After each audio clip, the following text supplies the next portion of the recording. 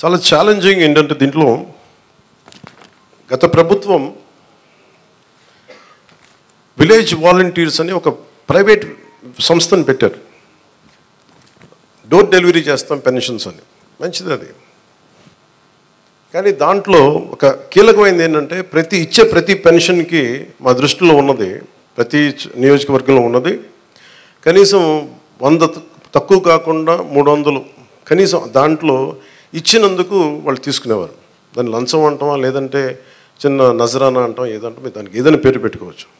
అలా కాకుండా చంద్రబాబు గారి ఆది నాయకత్వంలో ఉన్న ఈ కూటమి ప్రభుత్వం, తెలుగుదేశం లీడ్ పార్ట్నర్గా ఉన్న ఈ కూటమి ప్రభుత్వం, జనసేన వెన్నుదన్నుగా నిలబడ్డ ఈ కూటమి ప్రభుత్వం, భారతీయ జనతా పార్టీ ఆశీస్సులు, కేంద్ర నాయకుల ఆశీస్సులతో నిలబడ్డ ఈ ప్రభుత్వం.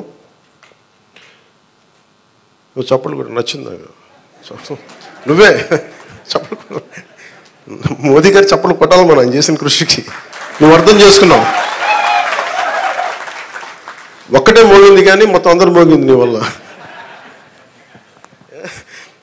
అంటే ఇది వాలంటీర్స్ లేకపోతే పెన్షన్లు ఆగిపోతాయి, వాలంటీర్స్ లేకపోతే పెన్షన్లు ఆగిపోతాయి అని భయపెట్టేశారు అందరూ. మీరు చెప్పండి ఎక్కడ ఆగినాయి?